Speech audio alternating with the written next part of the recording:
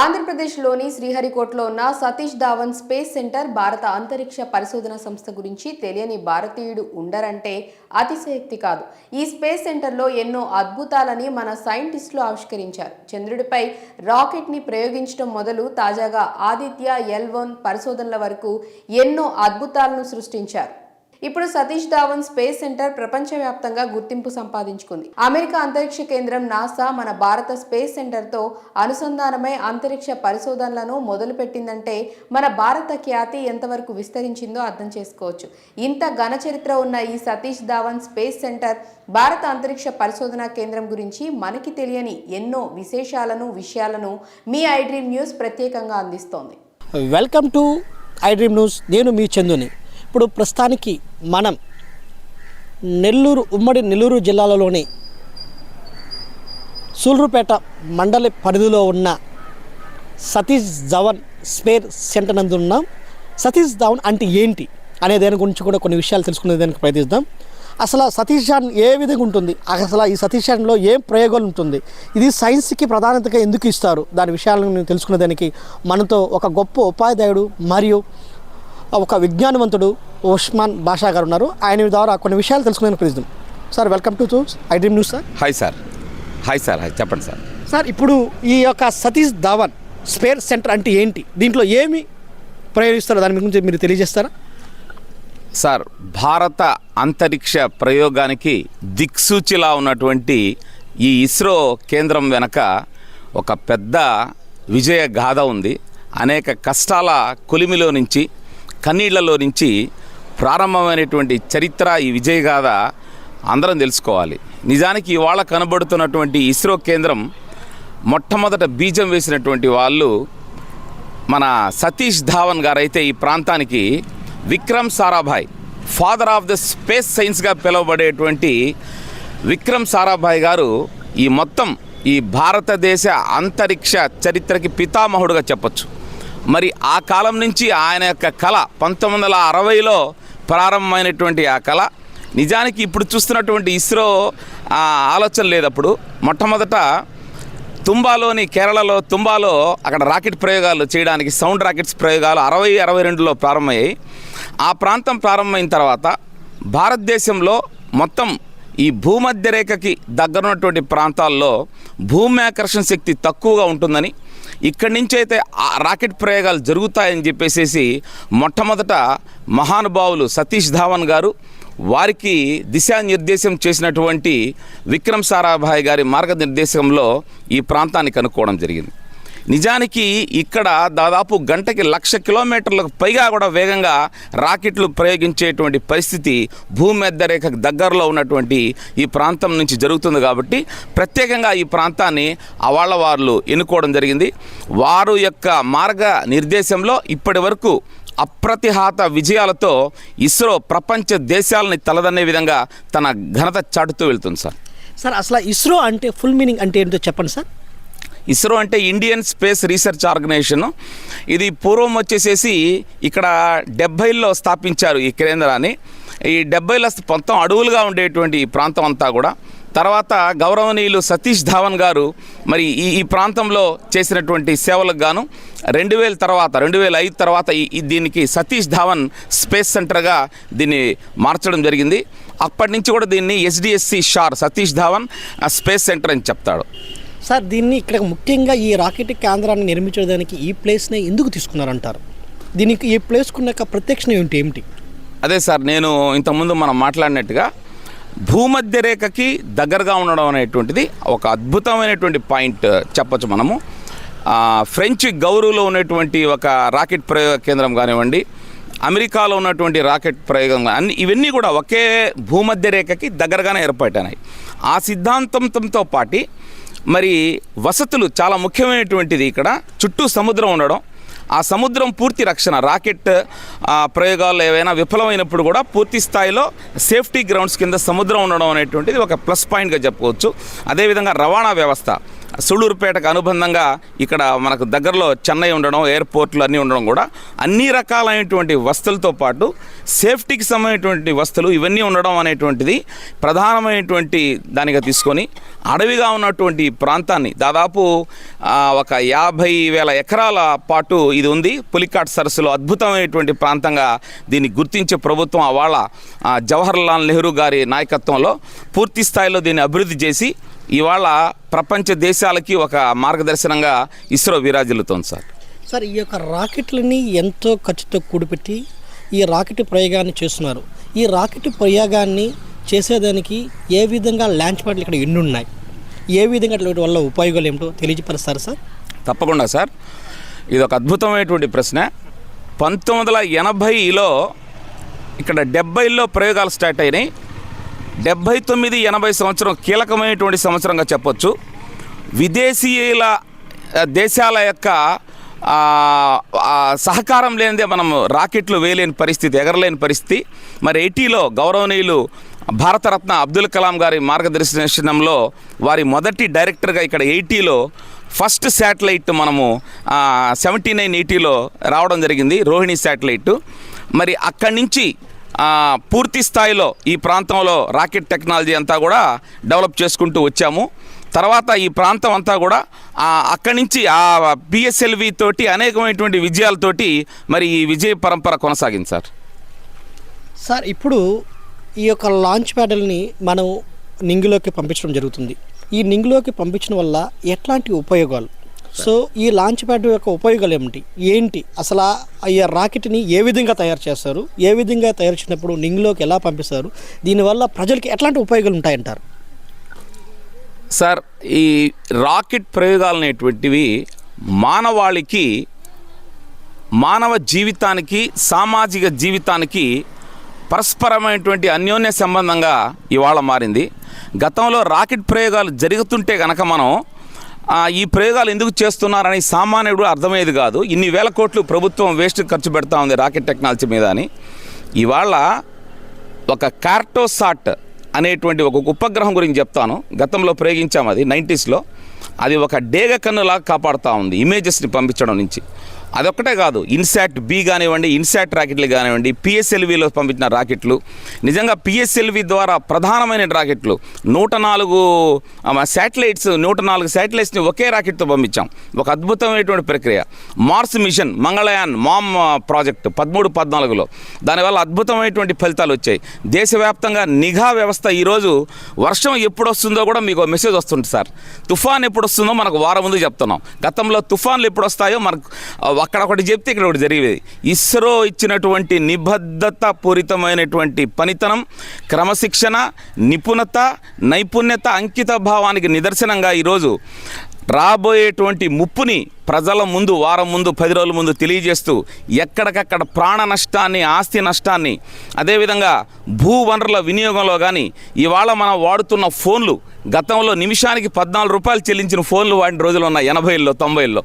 ఇవాళ జస్ట్ ఒక పైసా ఖర్చుతో మనం ఫోన్లు మాట్లాడుతూ ప్రపంచ దేశాలని ఒక గ్లోబల్ విలేజ్గా మార్చినటువంటి ఘనత ఇస్రో శాస్త్రవేత్తలదని గర్వంగా చెప్పచ్చు సార్. సార్, ఇక్కడ ప్రధానంగా ఇంకోటి ఏంటంటే ఈ స్థానిక సంబంధించిన, ఈ సూళ్ళూరుపేటకి సంబంధించిన ఒక గొప్ప షార్కి సంబంధించిన ఒక ఎంప్లాయీ డైరెక్టర్గా ఎదగడం జరిగిందంట. ఆయన ఏ విధంగా సేవలు అందించారు, ఆయన పేరేమిటో మీ యొక్క వాయిస్ ద్వారా వినాలని మేము అనుకుంటున్నాం. చాలా సంతోషం అండి. సూళ్ళూరుపేట ప్రభుత్వ ఉన్నత పాఠశాలలో చదివి మరి ఈ ఇస్రో కేంద్రంలో తలమానికంగా పనిచేసినటువంటి తెలుగువాడు, పద్మశ్రీ అవార్డు గ్రహీత గౌరవనీయులు శ్రీ నారాయణ గారు. మేమందరం ఆ స్కూల్లో చదువుకున్నాము. ఆ స్కూల్ నుంచి ఆయన వచ్చి ఈ దేశానికే గర్వకారణం అయ్యాడంటే మాకందరికి కూడా గర్వకారణంగా ఉంటుంది. సూళ్ళూరుపేట హై స్కూల్లో చదువుకున్నారు సారు. ఈ షార్ కేంద్రంకి వచ్చాక మన తెలుగు వాళ్ళందరూ కూడా గర్వించినటువంటి రోజులు, క్షణాలనవి.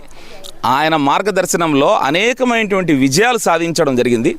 దాంతోపాటు ఆయన సూళ్ళూరు ప్రాంతం గురించి ప్రత్యేకంగా ఒక నోట్ ఫైల్ తయారు చేసి ఈ ప్రాంతంలో ఉన్నటువంటి, ఇక్కడ ఉన్నటువంటి ఆదివాసీలకు కానివ్వండి, ఈ ప్రాంతంలో అభివృద్ధికి కానివ్వండి ఆయన ఎంతో కృషి చేశారు. వారి పీరియడ్లో జరిగినటువంటి రాకెట్ లాంచింగ్ సక్సెస్ రేట్ కూడా అత్యధికంగా ఉంటూ మరి ప్రభుత్వానికి కూడా ఒక గొప్ప పేరు తీసుకొచ్చారు. ఇప్పటికి కూడా వారు ఒక అడ్వైజర్గా ఉంటూ ఈ యొక్క రాకెట్ కేంద్రంలో వారి యొక్క సలహా సూచనలు ఇస్తూ ఉంటారు సార్. సార్ ఇక్కడ గొప్ప వ్యక్తి, జ్ఞానవంతులు, పిల్లలకి చాలా ప్రోత్సహించే ఒక శాస్త్రవేత్తని కూడా తయారయ్యారు అబ్దుల్ కలాం గారు. ఆయన ఇక్కడ పనిచేసిన వేళలో ఇక్కడ కొన్ని ఏర్పాటు చేశారు. ఆయన విగ్రహాన్ని కూడా ఇక్కడ నిర్వహించడం జరిగింది. దీనికి ఎందుకని, ఆయనకి ఏం నేర్పించాడు ఇక్కడ మీకు తెలిసినంత వరకు ఈ ప్రాంతంలో పనిచేసిన ఉద్యోగస్తులకి, అదేవిధంగా ఇస్రోలో ఉన్న ప్రణాళికలు కొన్ని తయారు చేయడం జరిగింది.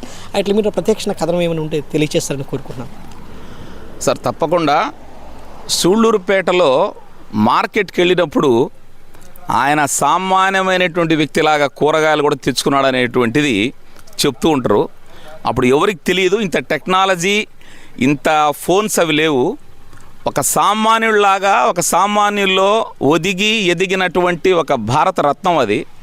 అలాంటి రత్నం ఇక్కడ ఒక ఫెయిల్యూర్ నుంచి ఆయన చేసినటువంటి ఫస్ట్ ప్రాజెక్ట్ ఫెయిల్యూర్ అయితే ఆ సతీష్ ధావన్ మార్గనిర్దేశకంలో SLV-3 ప్రాజెక్ట్ రాకెట్ మొదటి రాకెట్ల తయారీ దశలో ఉన్నప్పుడు ఒక ఫెయిల్యూర్ చూసుకొని ఆయన ఆ ఫెయిల్యూర్ నుంచి గుణపాఠం నేర్చుకొని ఇదే ఇస్రో కేంద్రంగా మరి SLV మళ్ళా సక్సెస్ని 80లో తీసుకొని ఆ సక్సెస్ సౌండ్ రాకెట్ని ప్రపంచమంతా వినిపించేలా చేసి అక్కడి నుంచి అబ్దుల్ కలాం గారి మార్గదర్శనంలో ఇప్పటి వరకు ఆయన సలహాలు తీసుకుంటూ అద్భుతమైనటువంటి విజయాలు ఇక్కడి నుంచి మనం తీసుకోవడం జరిగింది. ఆయన ఇప్పటికి కూడా ఇస్రో ఉద్యోగులు, మా మిత్రులు తెలియజేసేటట్టు విషయాలు ఏంటంటే, ఎప్పుడు ఇస్రోకి వచ్చినా కూడా క్రింది స్థాయిలో ఉండేటువంటి కుక్ దగ్గర నుంచి, హెల్పర్ల దగ్గర నుంచి ఆయన వాళ్ళని గుర్తుపెట్టుకొని పలకరించడం అంతా కూడా చేస్తూ ఉన్నాం. అలాంటివన్నీ కూడా అంతటి ఒక మహనీయమైనటువంటి వ్యక్తి ఈ ప్రాంతంలో పనిచేసి ఉండడం ఇక్కడ ఉన్నటువంటి మా అందరికి కూడా గర్వకారణంగా అనిపిస్తుంది సార్. ఇప్పుడు మనం ఎప్పుడు 104 ఉపగ్రహాలను విజయవంతంగా మనం ప్రయోగించి విజయ స్థానంలో పోయామో ఆ రోజు నుంచి మన ఇస్రో ప్రపంచానికి ఒక నలుమూలములో ఒక భాగములకి ముఖ్యంగా ఏర్పాటు చేశారు. అలాంటప్పుడు రేపు రాబోయే 2024 జనవరి 1వ తారీఖున కక్షలోకి మళ్ళా సిద్ధం చేసిన ఒక లాంచ్ ప్యాడ్ మీద ఉంది రాకెట్. దానివల్ల ఉపయోగాలు ఏమిటి, అసలు ఆ లాంచ్ ప్యాడ్ అంటే ఏంటి, అది ఏదేనికి ఉపయోగపడుతుంది, ఆ ప్రయోజనాలు ఏంటో తెలియజేస్తారు సార్. చంద్రయాన్ 3 తోటి సౌత్ పోల్లో వెళ్ళినటువంటి తొలి దేశంగా, ప్రపంచంలోనే చంద్రయాన్ మీద ప్రయోగం చేసిన 4వ దేశంగా ఘనతకెక్కినటువంటి భారత్ ప్రపంచ దేశాలని తన వైపు తిప్పుకుంది. మొన్ననే ఆదిత్య L1 తోటి ఒక అద్భుతమైనటువంటి ప్రయోగం జరుపుతున్నటువంటి క్రమంలో 24వ సంవత్సరాన్ని జనవరి 1 ఇతర వేడుకలతో సంబంధం లేకుండా భారత యొక్క సైంటిఫిక్ పవర్ని ప్రపంచాన్ని చాటడం కోసం ఎక్స్పోసాట్ పేరుతోటి ఒక ప్రత్యేకమైనటువంటి ఒక ఉపగ్రహాన్ని ప్రయోగిస్తుంది. ఇది కూడా దాదాపు 5 నెలల పాటు ప్రయోగం జరుగుతుంది. కృష్ణ బిలాలు బ్లాక్ హోల్స్ మీద ప్రధానంగా ఈ యొక్క ప్రయోగాలు ఉంటుంది. మరి అంతరిక్షంలో విశ్వంలో ఉన్నటువంటి అనేక విశ్వ రహస్యాల్ని ఛేదించడం కోసం అయితేనేమి, మరి అక్కడ ఉన్నటువంటి బ్లాక్ హోల్స్లో మరి అక్కడ ఉన్నటువంటి ఆ యొక్క జీవ నిర్మాణం గురించి కానీ, సో ఈ ప్రయోగాల మీద ప్రధానంగా ఈ ఎక్స్పోసాట్ అనేటువంటి ప్రయోగం జరుగుతూ ఉంది. అమెరికా తర్వాత ఇలాంటి ప్రయోగం చేస్తున్నటువంటి తొలి దేశంగా భారత్ చరిత్రకి ఎక్కబోతా ఉంది. సార్ ఇంకోటి, చాలామంది చదువుకున్న రైతులకి కొంతమందికి తెలియని ఒక సందేశం అయితే ఉంది. ఈ రాకెట్ లాంచ్ ప్రయోగం వలన ఇక్కడున్న గ్రామంలో అనేకమైన గ్రామాలకు వర్షం పడదని కూడా అంటున్నారు. ఆ వర్షం పడకుండా ఆగిపోయేదానికి ఏమైనా కారణాలు ఉన్నాయా, లేదా ఆ ప్రజల్లో ఆ భ్రమం ఒక్కటే కలిగి ఉందా, దాన్ని మీరు తెలియజేస్తారని కోరుకుంటున్నాను సార్. అది వాస్తవం సార్, అది మంచి విషయం తెలియజేశారు. ఇప్పటికి కూడా గ్రామీణ ప్రాంతాల్లో ఈ రాకెట్ పంపిస్తే కొన్ని రోజుల దాకా వర్షం రాదని అలా సరదాగా మాట్లాడుతుంటారు. అవన్నీ కూడా శాస్త్రపరంగా ఎక్కడా అలాంటివి జరగవు, దానికి అసలు అవకాశమే లేదు. రాకెట్ లాంచింగ్ చేసేటప్పుడు వాళ్ళు పూర్తి స్థాయిలో ఒక శాస్త్రీయ దృక్పథంతో ఆ యొక్క పనులు నిర్మాణం అంతా జరుగుతుంది. పూర్తి దానికి దీనికి అసలు ఎలాంటి సంబంధం లేదు. వాతావరణానికి సంబంధించినటువంటి ఎలాంటి మార్పులు రాకెట్ ప్రయోగాల ద్వారా జరగవు. సో ఇక్కడ సూళ్ళూరుపేటలో అయితే ఇంకా ఎక్కువ వాహనాలే పడ్డాయి. దానికి దీనికి ఎలాంటి సంబంధం లేదని మనం 100% చెప్పచ్చు సార్. ఇప్పుడు మన ఇస్రోలో 2 లాంచ్ ప్యాడ్లు ఉన్నాయి. ఆ లాంచ్ ప్యాడ్లు ఒక్కొక్కటి ఏ విధంగా ఉపయోగం ఉన్నదో, ఎప్పుడు ఏ సంవత్సరం స్థాపించారో దాని గురించి తెలుసుకునే దానికి ప్రయత్నిస్తాం సార్. మీకు ఒక చిత్ర రూపంలో చూపిస్తాను. ఇది ఫస్ట్ లాంచ్ ప్యాడ్. ఈ ఫస్ట్ లాంచ్ ప్యాడ్ వచ్చేసేసి 1980s స్టార్ట్ అయింది ఫస్ట్ లాంచ్ ప్యాడ్.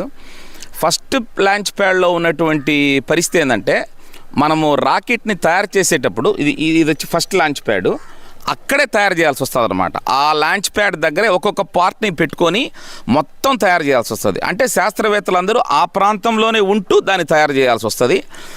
దీంట్లో కొంత కష్ట నష్టాలని తెలుసుకున్న తర్వాత 2005లో ఈ ఫస్ట్ లాంచ్ ప్యాడ్కి పూర్తి స్థాయిలో దానికి సమాన దూరంలోనే సెకండ్ లాంచ్ ప్యాడ్ని తీసుకొచ్చారు.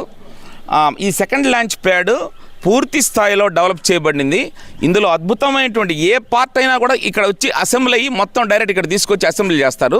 అంటే వివిధ ప్రాంతాల్లో తయారైనటువంటి ఒక్కొక్క పార్ట్ని తీసుకొచ్చి ఇక్కడ రెడీ చేసి ఇక్కడ తీసుకొస్తారు. ఎక్కడ పార్ట్ నుంచి తీసుకొచ్చినా కూడా ఇక్కడ అసెంబ్లీ అవుద్ది. ఇది 2005లో వచ్చింది. పూర్తి స్థాయిలో అధునాతకమైనటువంటి టెక్నాలజీ, అధునాతకమైనటువంటి మిషనరీ దీంట్లో వాడడం జరిగింది. ఈ కాంప్లెక్స్ అంతా కూడా మన మోడీ గారు, గౌరవ ప్రధానమంత్రి గారు ఓపెన్ చేశారు. ఇది వచ్చాక మనం జిఎస్ఎల్వి, పిఎస్ఎల్వి ప్రయోగాలన్నీ కూడా దీంట్లో చేస్తూ ఉన్నాం. ఇప్పుడు ఇంతకుముందు పిఎస్ఎల్వి అక్కడ మనం ప్రయోగించడం జరుగుతూ ఉండేది. ఆ డిఫికల్టీస్ కానీ ఇప్పుడు లేవు. ఇక్కడ నుంచి ఫాస్ట్గా పెద్ద పెద్ద రాకెట్లన్నీ కూడా ఇక్కడ నుంచి మనం ప్రయోగాలు చేస్తూ ఉన్నాం సార్. మరో ఒక చిన్న సందేశం. గతంలో కొన్ని సంవత్సరాల క్రితము లాంచింగ్ ప్యాడ్ నుంచి నింగిలోకి ఏ విధంగా వెళ్తుందో ఇస్రో, ఇప్పుడు ఎలా వెళ్తున్నారో దాని యొక్క మధ్య ఎలా డిఫరెన్స్ ఉంటుందో దాని యొక్క మధ్య డిఫరెన్స్ని మీరు తెలియజేసాను కోరుకున్నాను. అంటే గతంలో రాకెట్ ఎలాంటి రాకెట్ ప్రయోగించారో, అప్పట్లో రాకెట్ యొక్క ప్రయోగం ఎలా ఉంది, ఇప్పట్లో రాకెట్ యొక్క ప్రయోగం ఎలా ఉందో దాన్ని 2 నిమిషాలు వివరించాలనుకుంటున్నాను. అద్భుతమైనటువంటి ప్రశ్న. భారతదేశంలో రాకెట్ టెక్నాలజీని గతిని మార్చినటువంటి దార్శనికులు ఈ ఇస్రో కేంద్రంలో నుంచే వాళ్ళ దృష్టిని వాళ్ళు సారించడం వల్ల మన యొక్క ప్రయాణం 70లో స్టార్ట్ అయితే sound rockets, Rohini sound rocket first మనం చేసినటువంటి ప్రయోగం. బుల్లి రాకెట్లు తుంబాలో కూడా ఇప్పుడు చాలామంది చూస్తుంటారు, చిన్న చిన్న సైకిల్ మీద తీసుకెళ్తారు. సైకిల్ మీద రాకెట్ని అంటే ఉపగ్రహాలని తీసుకెళ్ళినటువంటి శాస్త్రవేత్తలు ఈరోజు అంటే దాదాపు 35 కిలోలు సార్. అప్పుడు ప్రయోగించినటువంటి సౌండ్ రాకెట్స్ యొక్క బరువు, శాటిలైట్ బరువు 35 కిలోలు. అక్కడి నుంచి 150 కిలోలు ఎస్ఎల్వి వచ్చేటప్పటికి, ఏఎస్ఎల్వి అటుకు వచ్చేటప్పటికి ఒక 150 కిలోలు 125 కిలోలు బరువు ఉండే శాటిలైట్లు వచ్చాయి. తర్వాత అక్కడి నుంచి రూపాంతరం చెంది పిఎస్ఎల్వికి వచ్చాం.